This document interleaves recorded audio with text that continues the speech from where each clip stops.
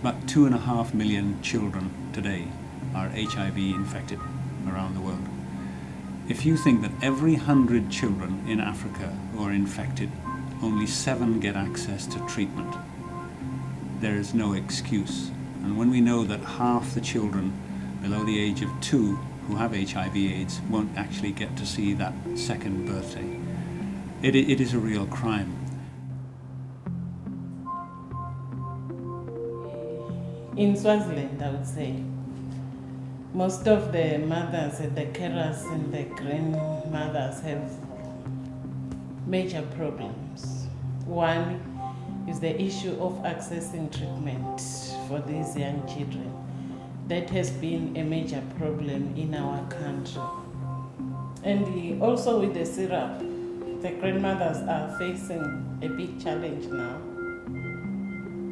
The taste of the syrup, the timing of the syrup, because children would run away, they would know that this is our time. Yes, you tell the child that at this and this time, at 7 o'clock, we should be here for your drug. But the children are children. And if you've been, like I and my colleagues have been, to so many hospitals in different African countries, and you go through the wards and you see mothers with their children who are infected with HIV/AIDS, and you know that many of those children will not reach their second birthday, what else is there to be said? Canada's access to medicines regime is a set of provisions in Canada's law right now that is supposed to allow for lower cost, more affordable versions of brand name drugs to be made in Canada in a generic form and exported to developing countries. We know that if kids have access to ARVs before the age of 12 weeks, 75% of the infected kids can survive. What more compelling argument is there than that for changing the CAMR? We need to fix Canada's access to medicines regime because at the moment it's too complex. There's too much red tape in the current legislation that has really kept the generic pharmaceutical companies in Canada who could supply the more affordable medicines from using it, and it's kept developing countries who are the potential purchasers and the beneficiaries of those more affordable medicines from using it. Instead, what we've said is allow the generic manufacturer to get one license at the outset of the process that would authorize them to export to any of the developing countries that are covered by the legislation without arbitrarily capping the quantity of medicines that they can supply to multiple countries. That would allow them to actually bring down the price of the medicines further because they would be able to buy the ingredients of those medicines in bulk more cheaply, so it would benefit patients in the end. It would also mean that you wouldn't have to go through a cumbersome negotiating and application process every single time in order to supply one developing country. You would have a license that lets you supply multiple countries. So lots more patients could benefit if we have this much simpler, more straightforward, user-friendly kind of process. We need fixed-dose ARV formulations for children. We know that they can be made, and we have companies in Canada willing to make these. So if we can have these in the right quantities and at affordable cost, we can literally save hundreds of thousands of lives. The problems that the caregivers are getting is the medicine of the children carrying HIV, because this syrup doesn't taste, doesn't have a child-friendly taste. The other problem is the issue of storage.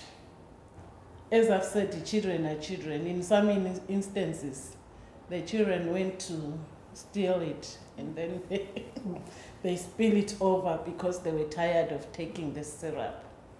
And then the issue of refrigerator and so on. In the rural community, there is no refrigerator, there is nothing. And then the last problem, I would say, is the problem of these children being stigmatized at school. You are always taking this. What is it? Others, they want to know, why are you taking this? What is wrong with you?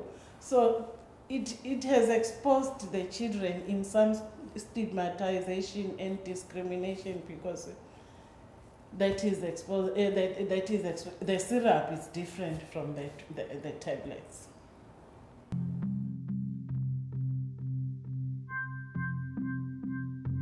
If we are in a global village, everybody should benefit.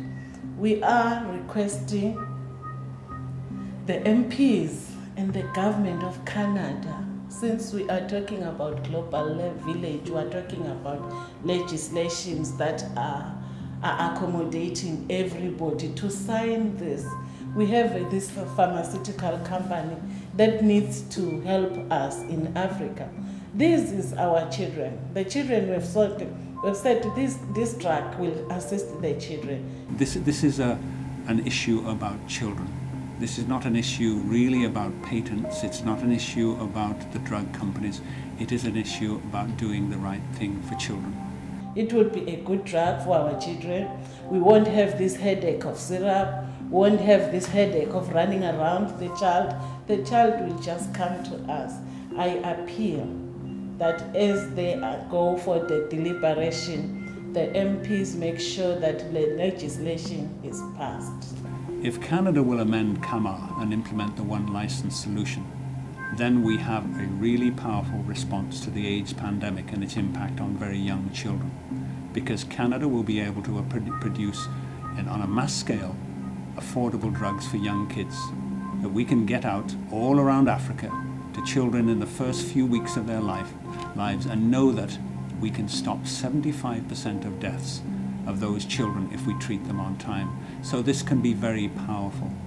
So I must say, when we hear that legislators or those in positions of power are still waiting for more evidence to be collected in order to change CAMA, our response is, what more evidence do you need?